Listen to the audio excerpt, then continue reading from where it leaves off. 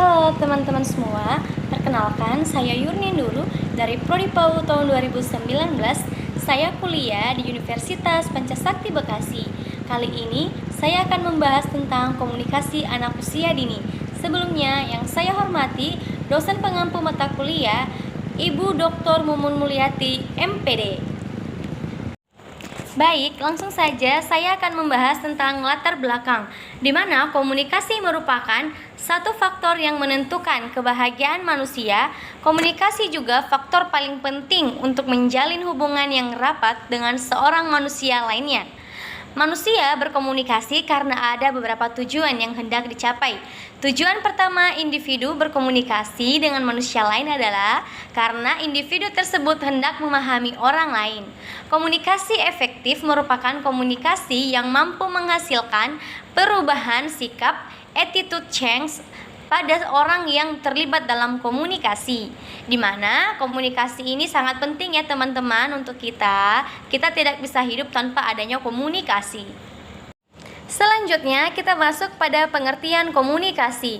Istilah komunikasi berasal dari kata Latin communicare atau komunis yang berarti sama atau menjadikan milik bersama. Kalau kita berkomunikasi dengan orang lain, berarti kita berusaha agar dapat apa yang disampaikan kepada orang lain tersebut menjadi miliknya gitu. Selanjutnya, tujuan dan manfaat komunikasi. Menurut Hewitt pada tahun 1981 menjabarkan tujuan penggunaan proses komunikasi secara spesifik sebagai berikut. Yang pertama, mempelajari atau mengajarkan sesuatu. Yang kedua, mempengaruhi perilaku seseorang. Yang ketiga, mengungkapkan perasaan. Yang keempat, menjelaskan perilaku sendiri atau perilaku orang lain. Yang kelima, berhubungan dengan orang lain. Yang keenam, menyelesaikan sebuah masalah. Yang ketujuh, mencapai sebuah tujuan. Yang kedelapan, menurunkan ketegangan dan menyelesaikan konflik. Yang kesembilan, menstimulasi minat pada diri sendiri atau orang lain. Selanjutnya, dasar-dasar komunikasi. Komunikasi mempunyai dasar-dasar sebagai berikut. Yang pertama, niat, minat, pandangan, lekat, dan libat. Niat menyangkut apa yang akan disampaikan, siapa sasarannya, apa yang akan dicapai, dan kapan akan disampaikan. Selanjutnya, unsur-unsur dalam komunikasi.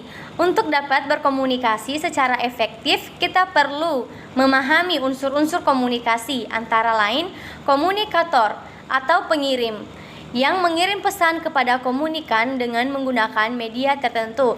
Unsur yang sangat berpengaruh dalam komunikasi karena merupakan awal atau sumber terjadinya suatu komunikasi.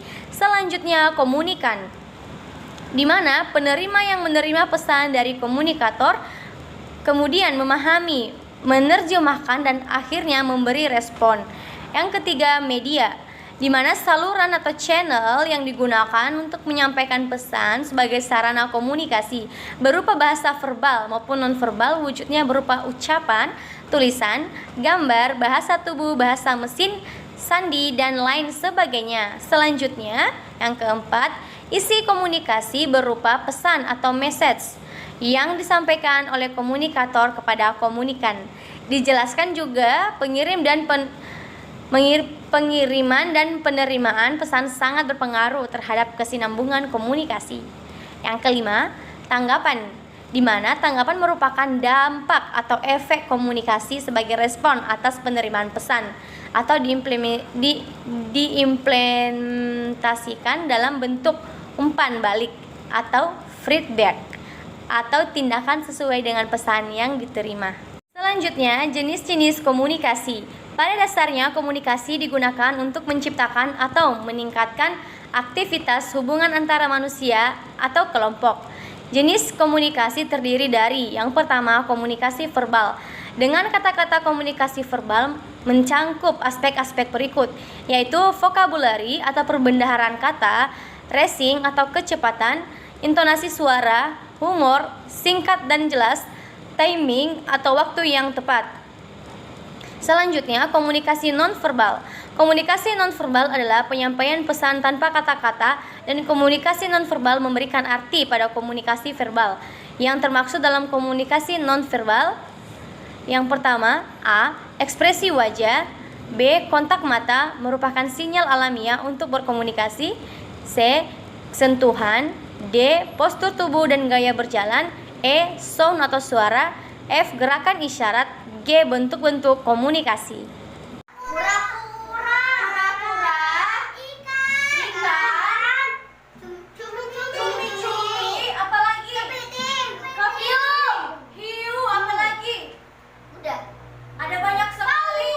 Dapat disimpulkan bahwa komunikasi dalam lingkungan pendidikan juga dapat diartikan sebagai kesiapan membicarakan dengan terbuka setiap hal dalam lingkungan pendidikan, baik yang menyenangkan maupun yang tidak menyenangkan.